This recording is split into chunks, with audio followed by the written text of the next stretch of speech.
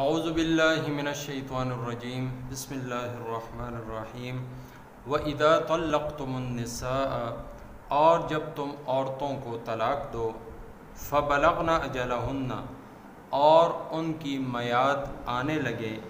فَأَمْسِكُوهُنَّ تو ان کو روک لو بِمَعْرُوفٍ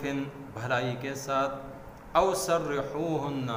یا ان کو چھوڑ دو بِمَعْرُوفٍ بھلائی کے ساتھ وَلَا تُمْسِكُوهُنَّ اور نہ روکنا ان کو ضِرَارًا ضرر دینے کے لیے لِتَعْتَدُوا کہ حد سے بڑھ جاؤ وَمَن يَفْعَلْ اور جو کوئی کرے ذَلِكَ ایسا فقد پس بے شک ظلم نقصان کرتا ہے نفسہ اپنا ہی وَلَا تَتَّخِذُوا اور نہ بنا لو آیات اللہ اللہ تعالیٰ کی آیتوں کا ہزواً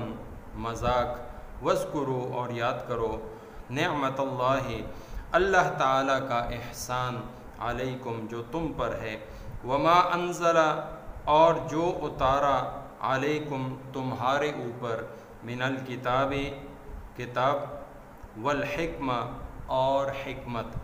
یعظکم نصیحت دینے کے لیے تمہیں بھی اس کے ذریعے واتقوا اللہ واعلموا اور اللہ تعالیٰ سے ڈرتے رہو اور جان رکھو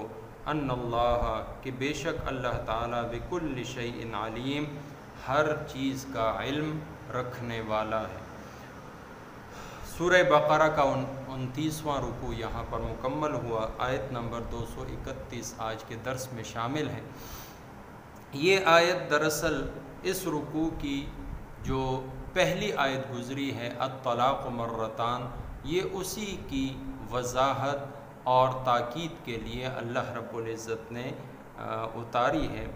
اس آیت کریمہ میں اللہ رب العزت نے وہ وقت انسان کو یاد دلایا کہ جب اس نے اپنی بیوی کو طلاق دی اور طلاق کی جو عدت ہے وہ قریب پورے ہونے کو ہے، تو اس وقت اس انسان کے لیے کہ جس نے طلاق دی ہے اس کے لیے دو راستے اور دو آپشن وہ سامنے رکھے کہ اے مسلمانوں جب تم طلاق دو اپنی عورتوں کو اور اس طلاق کی جو عدت ہے یعنی 3 حیض یا 3 مہینے یا وضع حمل جو بھی ہے، تو جب وہ عدت مکمل ہونے کے قریب ہو اس وقت یا تو ان کو دوبارہ اپنی زوجیت میں رکھنے کے لیے بھلائی اور عمدگی کے ساتھ ایک فیصلہ کر لو اور اس رجوع کرنے پر گواہ مقرر کر لو اور آئندہ کے لیے یہ تہیہ کر لو کہ اب سے ہم ایک دوسرے کے حقوق پورے کریں گے، شریعت کے مطابق اپنی زندگی گزاریں گے اور ایک دوسرے کی حق تلفی نہیں کریں گے، اور ساتھ ہی ساتھ یہ بھی نیت ہو کہ اس کو میں نے کوئی ضرر دینے کے لیے یا تکلیف پہنچانے کے لیے یا اس کے ساتھ زیادتی کرنے کے لیے یہ فیصلہ نہیں کیا، بلکہ سراسر بھلائی اور عمدگی کے ساتھ اس کو رکھنے کا میں نے تہیہ کر لیا۔ پھر اگر تمہارا ذہن یہ نہ بنے کہ اس کو رکھ لو بلکہ تم چاہتے ہو کہ اب مکمل علیحدگی اختیار کر لو، اب ظاہر ہے طلاق دی ہے، طلاق کے بعد اب 3 مہینے پورے ہونے کو ہیں، تو یہ ایک لمبا عرصہ ہے، اس کے اندر انسان خوب سوچ سمجھ کر ایک فیصلہ کر سکتا ہے۔ ہو سکتا ہے کہ وہ جو پہلا فیصلہ ہو وہ بہت جلدی میں کیا گیا ہو اور اب خوب سوچنے سمجھنے کے بعد اس فیصلے میں تبدیلی لے آیا ہو اور اس نے اس کو اپنانے کا فیصلہ کر لیا، یا اس نے مکمل ارادہ کر لیا کہ نہیں اب ہمارا آپس میں جوڑ نہیں ہو سکتا، آپس میں اب ہم ایک نہیں ہو سکتے بلکہ علیحدگی ہی ہمارے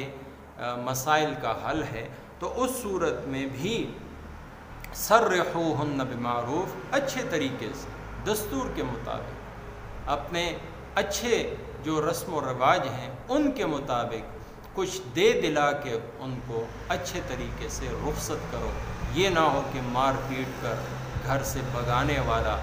یا گھر سے جو ہے وہ دھکے دے کر نکالنے والا رویہ جاہلوں کی طرح کا اختیار کرو. نہیں، ہرگز ہرگز ایسا نہیں کرنا، بلکہ قرآن کریم نے فرمایا سرحوہن بالمعروف، اگر چھوڑنے کا بھی فیصلہ کیا ہے تو اچھے طریقے سے اس کو گھر سے رخصت کرو. اور پھر ساتھ میں تاکید کے لیے یہ الفاظ دوبارہ لائے کہ وَلَا تُمْسِكُوهُنَّ ضِرَارًا لِتَعْتَدُوا، عورت کو اس وجہ سے نہ روکو، رجوع اس نیت سے نہ کرو کہ اس کو کوئی ضرر پہنچاؤ، اس کو تکلیف پہنچاؤ، اس کی دل آزاری کرو یا اس کی حق تلفی کرو یا اس کے حقوق نہ ادا کرو. صرف اور صرف اس کو معلق رکھنے کے لیے اور لٹکائے رکھنے کے لیے تم اس سے رجوع کرو. جیسا کہ عربوں میں رواج تھا، طلاق دے دیتے، پھر جب عدت پورے ہونے کو آتی تو پھر رجوع کر لیتے، پھر طلاق دے دیتے، پھر رجوع کر لیتے، اور کئی مرتبہ وہ ایسا کرتے. تو وہ بیچاری عورت نہ تو یہاں پر سکون سے اپنے خاوند کے ساتھ رہ سکتی تھی، نہ اس کے حقوق پورے ہوتے تھے، اور نہ ہی کہیں دوسری جگہ جا کر وہ نکاح کر سکتی تھی. تو اللہ تعالیٰ نے اس فعل سے انسان کو، مسلمان کو، ایمان والوں کو منع فرمایا. اور پھر فرمایا کہ جو کوئی ایسا کرے گا بظاہر تو وہ بیوی کو تکلیف پہنچا رہا ہے، لیکن حقیقتاً وہ اپنا نقصان کر رہا ہے، اپنی آخرت تباہ کر رہا ہے.